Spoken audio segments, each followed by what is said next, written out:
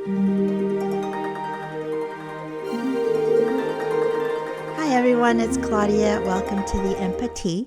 The EmpaTea is a podcast and video series that was created with the intention of sharing heartfelt stories and conversations that promote kindness throughout the world. And I created that with the connotation of EmpaTea so that we can share some tea while we're having our discussions and our conversations. And today I decided to have some linden tea. Linden tea is supposed to promote relaxation and relieve the symptoms of anxiety. So cheers. I decided to go with this tea today because the conversation that I want to have with you guys today is about patience. And I was recently traveling to South Florida for Thanksgiving. I did go spend Thanksgiving with the family there, and I noticed that my patience was being tested quite frequently. And I realized also that our patience quota is getting kind of full really quickly lately because of everything that's going on. And I thought this is a great topic to talk about because we all lose our patience and we need to find ways to cope with that or little tricks on how to manage that, right? And first, I will address the elephant in the room. Yes, we did travel to South Florida during a pandemic. Yes, we did. But don't judge. Hear me out. The plans to travel were way ahead of time before the pandemic became what it is. So we had that plan way in advance. And when this happened and we started doing a lot of research and prepping for the trip to make sure that we were doing everything safely, following all the safety guidelines and doing everything that we could to make sure we were safe. So yes, so if you want to hear more about the trip during a pandemic with the family and what it is like to travel, I'll have another podcast to talk about that and you can join me on that one. I hope you do. But in the meantime, I'll go back to the conversation at hand, which is patience. Many people say that you should not pray for patience because then God will give you more trials. And in a way, I agree with this statement, but I think there's like a second part to it. I'll tell you why I agree. Because I don't think God necessarily gives you the stuff you want. Like, here's patience or here's kindness. I think he gives you situations where you can express that or you can exercise it or practice it, right? So it's true. If you ask for patience, then God will give you moments of trials or problems so that you can practice your patience. Because when we want to get better at something, right, we practice it and it makes sense. So I believe that that's true. But I also think that when you pray for patience, maybe it's a prayer that needs an additional aspect to it, right? So it's kind of like a fill in the blank for the Lord. And you don't pray just for patience. You say, maybe, Lord, I pray for patience and kindness because I want to not lose my patience with this person and get aggravated.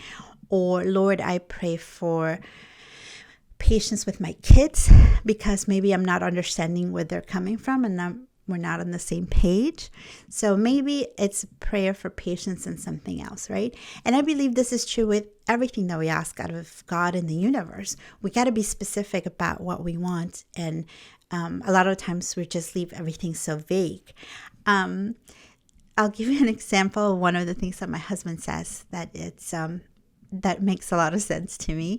He says that when he was younger, he used to pray to God that he would always be surrounded by women. And so God granted his wish.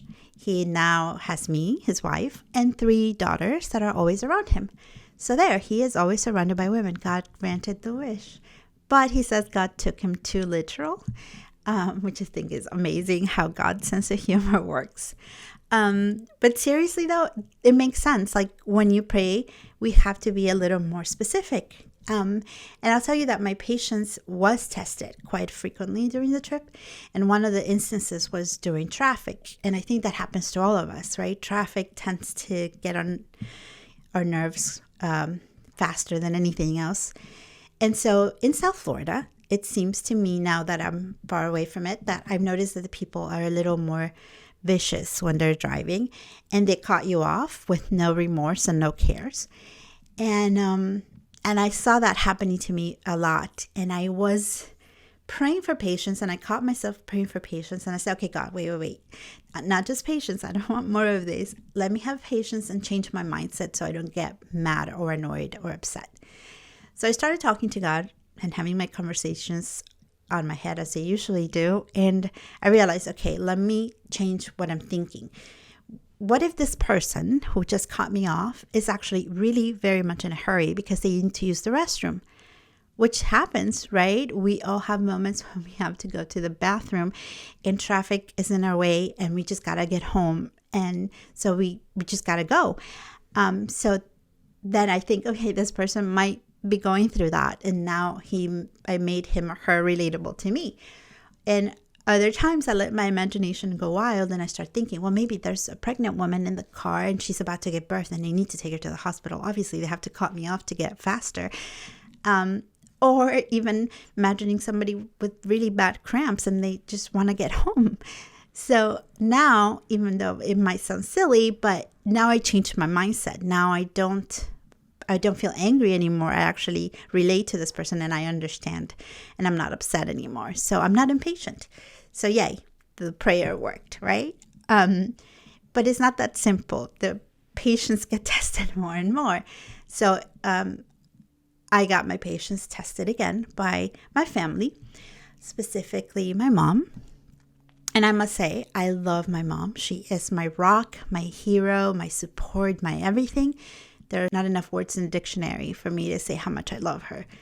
But because I love her so much, I think that the people that we love the most are the ones that we lose our patience with faster, because we don't give them enough leeway as we would others.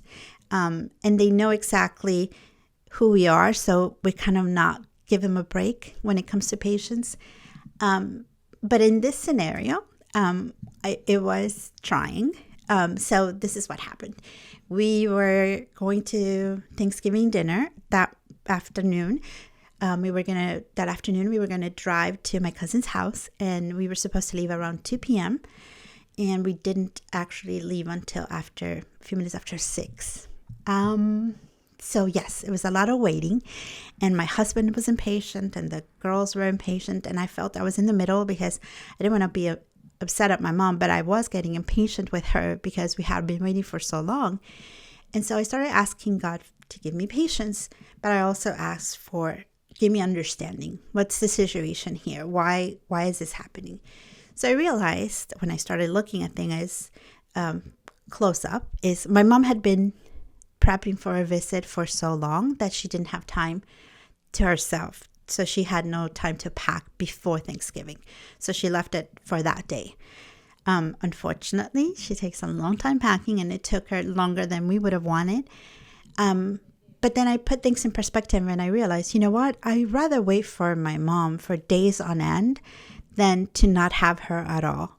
Because I know there's a lot of people out there who have lost loved ones and wish they had them with them, even for a minute. So I figure, you know what? Let me look back and understand how great it is that I have her with me and that she's with me to protect me and help me. So if I have to wait for her, then so be it. It's not that big a deal. We still have Thanksgiving. So that change of mindset in my mind of understanding what the situation was and putting perspective on what's really important made me not feel impatient, but understand, you know what? I love her and I'll wait for her. And that's the end of it. It's not, it's not going to kill us. So it worked. I was not impatient. I was more understanding, and I, gave her the time she needed, and it was okay. So we left finally towards Thanksgiving dinner, excited. It was a long drive ahead of us. So 20 minutes in, a guest that we had with us, my daughter's boyfriend, made it known to us that he forgot his shoes at my mom's house.